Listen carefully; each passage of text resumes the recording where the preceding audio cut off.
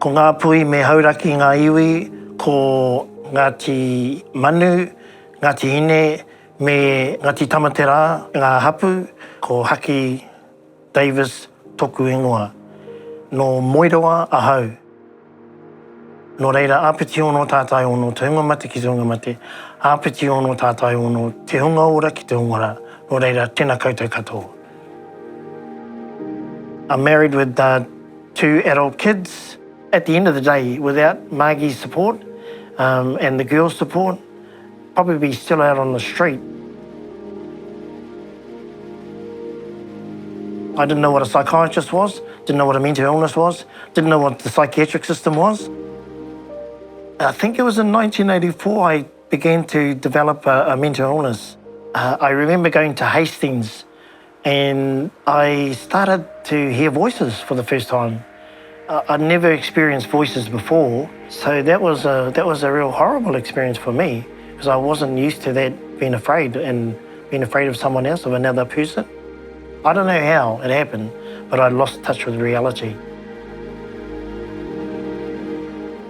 For me, I think seclusion comes in different forms and in different stages. First of all, when you start developing a mental illness, that's the first type of seclusion that you experience because you've lost touch with reality. So you're kind of isolated in your thinking and in the way you viewed life. The next kind of stage of the seclusion is that you're then maybe introduced to a psychiatrist. In some ways, you kind of get classified with a diagnosis of some with paranoid schizophrenia, some with manic depression and so forth. So then you're introduced to the hospital, and that's where you get kind of secluded again because you've been separated from your family and friends, and you're locked away in a ward. And so you meet up with a new kind of community of people who are on the same waka as you. It's all changed now, the seclusion room. From what I observed in my times in seclusion, I spent probably about 8 times, I think, in seclusion. I've had good experiences in seclusion because usually, in my experience, the seclusion door is left open. You know, you watch the world go by from the seclusion room. So it's not like it used to be.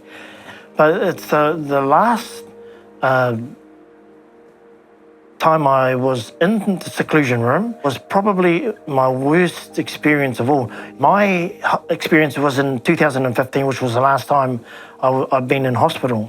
And it's a horrible time. It's a horrible thing to happen to anyone. The doctor was under the assumption that I was taking 200 milligrams of clozapine. So what he did was he increased the medication to, I think they call it a therapeutic level. I'm non-compliant when it comes to medication. If given half the chance, I won't take the meds. I went for years and years without meds, and people thought I was taking my meds, but I wasn't. All I remember was feeling a stinging sensation, and I opened my eyes and I was on the ground in the seclusion room. It's like a hard plastic. The walls and the floor are made of plastic, and all you could see was the light coming through, the moon shining through the window, and it was freezing cold. And I opened my eyes again, and I'd fallen over again, hit my head on the ground, because I kept blacking out. And then I remember another stinging sensation, and I opened my eyes and I was right up against the wall. I was staring at the wall. And I kept on walking, crawling into the wall, and then sort of waking up and wondering where I was. So eventually I found my bed, and there was one blanket and a pillow. And so I ended up in bed, and then all I remember was waking up again, opening my eyes, and the nurse was just doing up my shirt because she had changed me and washed and cleaned me up. So she put me back on the bed, and so that's the real seclusion that a lot of us, not all of us go through, but a lot of people go through in the mental health system, and that's the real seclusion that I think a lot of, especially me, I was afraid of that, and what the worst nightmare happened. What they could have done was that they should have checked to see that I was really taking the medication when I arrived. But that means you take a blood test, you have to have a blood test. And you know, a lot of us just want to get in, when you get to the hospital, you don't want a blood test, you want to have a cup of coffee. I think that de-escalation teams are a great idea. I've been on the other side of the coin where I've had to calm someone down. I've got a wee bit of a taste of my own medicine in some ways. And I thought that, you know, you just got to be calm, cool and collected. And that's not easy to be. Yeah, if the doctor stays calm and the nurse stays calm, you stay calm. That's kind of that's a form of de-escalation, yeah. When I first got out of hospital, I had a place to retire to, which was the room with all the photos of the chiefs and the rangatira. And it was a place where my family provided for me, where I could just go away, and which I had to after I got let out of the hospital in 2015. I'm no expert on te ao Māori, but I do know that, you know, you're better off with a PPH than without a PPH. I was able to access Māori mental health down here. They're always open 24/7, but I didn't want to access them down here. I was a wee bit of a rebel in my family's eyes because I wasn't interested in te ao Māori. But what doesn't take away the fact that te ao Māori is so important for tangata whaiora Māori. So important. I have to acknowledge, the God who I believe in. Like, I've been hearing a voice has been speaking to me for the last 20 years, an audible voice. I'd like to explain it. I can't explain it in 2 minutes because it's been happening to me for 20 years, 24 hours a day, 7 days a week.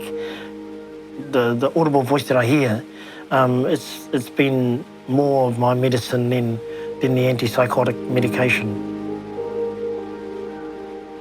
When I first got out of hospital, I had my nurse to talk to, and that was healing in itself, just having someone to talk to. You see, with me, the talking worked. My friend, my best friend down here, Wayne, encouraged me to talk. He says, "Look," he says, "you're not talking. You need to say something. You're just sitting there not saying anything." And so I found that it actually worked for me. That was learning how to talk. Their talking sessions were the key to my mental health and well-being. It worked.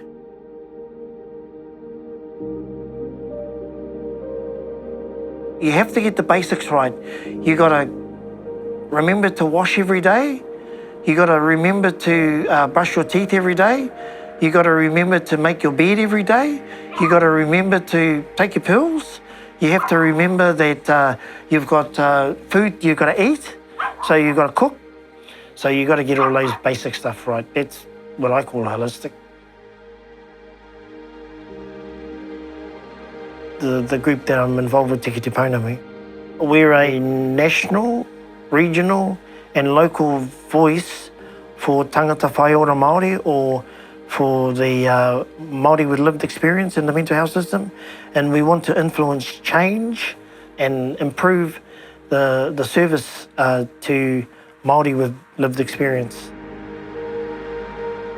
I thought it was a great idea that Johnny asked me to join Te Pono and to be the lead, because it sort of gave me a wake-up call. It reminded me of my roots and the challenges that I face, is in te ao Māori. And I've been taught by my family, you think about do something for someone else, rather than, because if you focus on someone else, it takes you off your own problems.